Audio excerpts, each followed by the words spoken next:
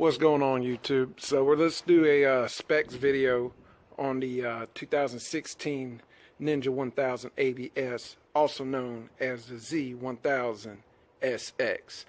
Let's get on it.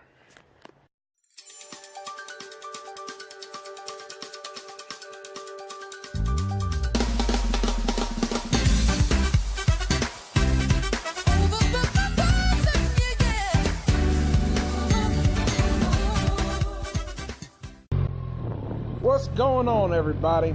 So I want to do a specs video on the Ninja 1000 ABS, also known as the Z1000 SX, and I'm getting this information straight from the owner's guide.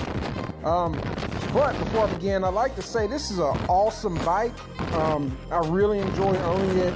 I've had it, I guess, getting close to 2 months, around about 1,800 miles on it. And if you're an experienced rider, I would highly recommend the Ninja 1000 ABS. Alright, so let's start with the dimensions of the bike. The overall length of this vehicle is 82.9 inches. The overall width is 31.1 inches. The overall height is 48.4 inches.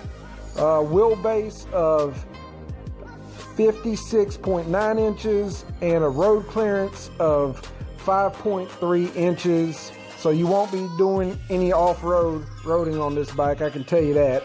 And its overall weight is 509 pounds, so she's a hefty girl. Moving on to the engine, we've got a 4-cylinder, 4-stroke, liquid-cooled engine. And my favorite part about this bike is 1,043 cc's. We have a electric start system. It's fuel injected. It takes 10W40 oil. Moving on to the transmission, we've got a 6-speed chain-driven transmission. We also got a 5-gallon fuel tank. So, yeah, I mean, it's not the biggest fuel tank in the world, but it'll get you where you want to go. We're also looking at LED lights on the tail lights. It's got high beams, low beams. It's got 2 power modes, full, which is 100% of the engine, and low, which is 70% of the engine. You also have 4 levels of traction control.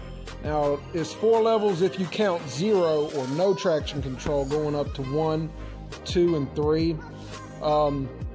In the back, you can adjust the suspension easily. It actually makes a clicking sound as you go up or down on, I guess, the back shock of the bike.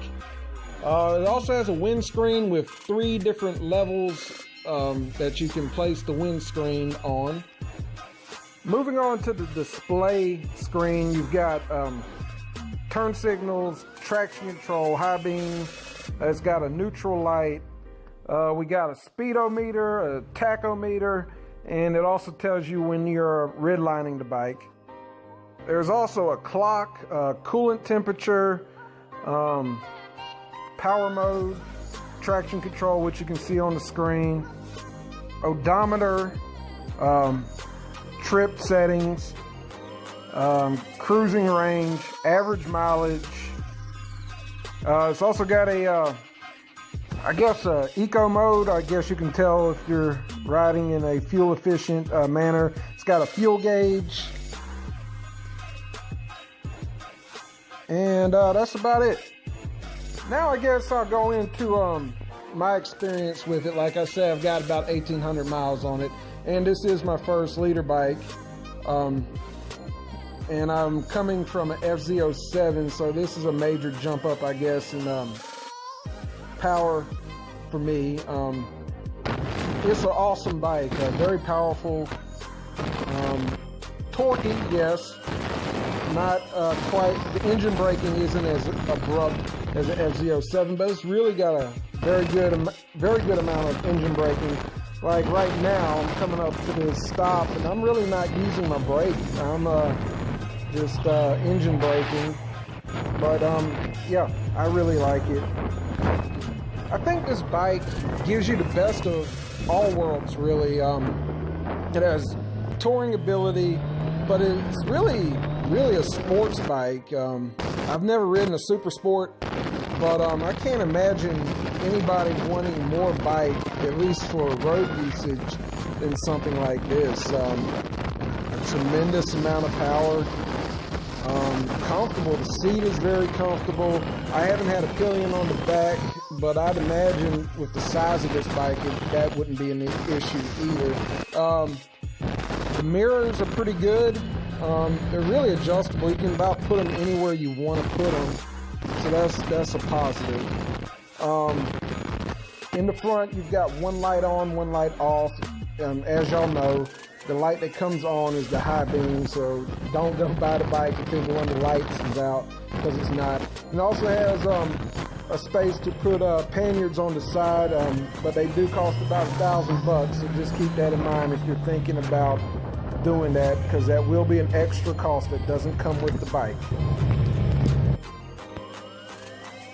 Well, all right, so after all that being said, this is a great bike. I really enjoy it.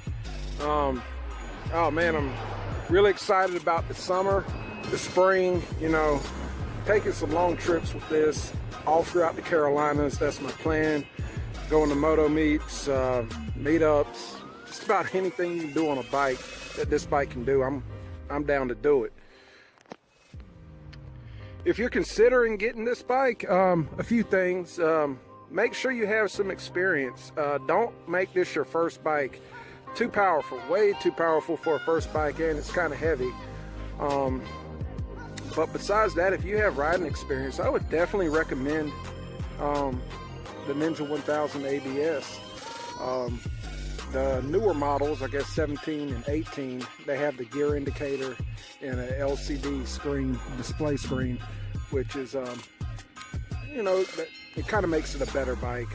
That's my only, I guess, gripe with this bike is the display screen.